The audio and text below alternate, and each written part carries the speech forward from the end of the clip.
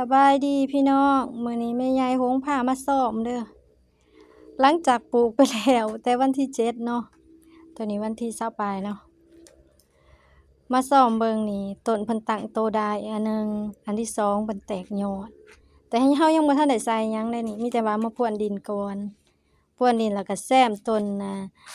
ไม้กินหมากระยะสันเอาไว้ให้พ่อทบูรณ์เลากินสิมีเชอร์รี่บราซิลต้นบักนาวแล้วก็สิเอามะกล้วยมาแซมเพราะว่าเฮาต้องสร้างแหล่งอาหารเนาะอยู่สวนนี่สร้างแหล่งอาหารให้ผู้อยู่ได้กินก็ปลูกผักนำตัวนี้พรวนดินแล้วก็ห่มเฟืองที่เฮาใส่แต่สุดก่อนมันก็เริ่มเปื่อยแล้วก็มันก็เซาร้อนฉะนั้นเฮาสามารถเอาเขาใส่ไก่ต้นเพิ่นได้กลายเป็นปุ๋ยส่วนที่เฮาปลูกใหม่ๆเฮาก็ใส่ฟางหั่นบางๆแล้วก็ใส่กว้างๆเพื่อว่า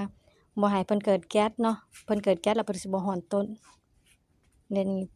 เพิ่นเซาเกิดแล้วเพราะเพิ่นเปื่อยแล้วเฮาก็สามารถยับเข้าใกล้ได้ที่ผ่านมานี่เฮาใส่ไตรโคเดอร์มาให้ละสุดหนึ่งแต่ว่าช่วงนี้ฝนใหม่ต้องได้ใส่ไตรโคเดอร์มาตลอดบ่ไหวเนาะไตรโคเดอร์มาก็แพงหลายว่านี่ว่าสิเฮ็ดเสื้อไว้ก็ยังบ่ทันได้เฮ็ดค่าเวียกเนาะเวียกก็หลายแต่ว่าใครแน่แต่โชคดีได้พ่อใหญ่บูนเพิ่นดูแท้ว่าขอบมุกขอบใจพ่อใหญ่บูนเอาใจใส่ให้ต้นเพิ่นรักษานี่มีแต่งามๆผ้าแพร่กังโตเพิ่นตั้งโตได้แล้วก็แม่นได้เอาออกก็เริ่มได้ถอนออกเพราะว่าแพร่กังเป็นหยังเขาจังเอาแพร่อันนี้เนาะเพราะว่าแพร่นี่บ่ได้ซื้อแพร่นี่เขาเจ้าเฮ็ดงานคอนเสิร์ตอยู่สนามกีฬาเด้บัดไปขอซื้อเฟืองนำเขาเจ้าเขาว่าเขาถิ้มก็เลยว่าเก็บมาก็มากางได้งามเนาะเวลาแดดก็บ่ส่องอีกเวลาเรากางหั้นนะบ่คือผ้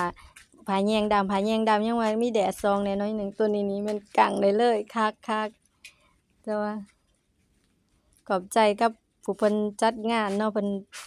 ปั่นเฟืองให้เพิ่นว่าแพร่นี่ถิ้มเพิ่นว่าเก็บไปโลดว่าซั่นก็เลยได้แพร่มาใส่พอได้ประหยัดงบไปอีกขอบมุกขอบใจเด้อขอบใจหลายๆเป็นกำลังใจให้หมดซุคนเด้อสู้ไปนำกันถ้ามีความฝันแม่นลุยเลยเนาะค่อยเฮ็ดค่อยทำไป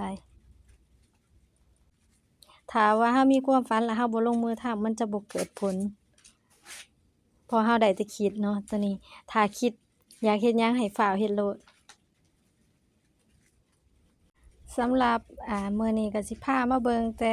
พรวนดินเนาะกับเอาผักกางออกก่อนเดี๋ยวคลิปหน้าสิมาอัปเดตเรื่อยๆเด้อ